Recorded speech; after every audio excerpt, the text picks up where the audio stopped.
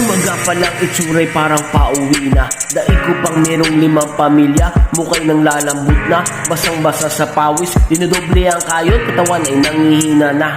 Para sa aking anak hindi ko to iindahin.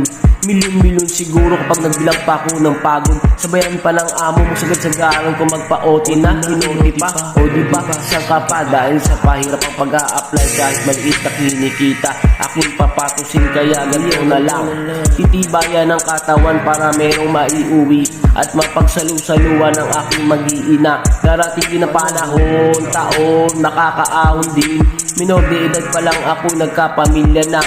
Hindi ko pinagsisihan kung ano ang nakalipas. Masarap pa rin maging isang magulang. Nakakapagod na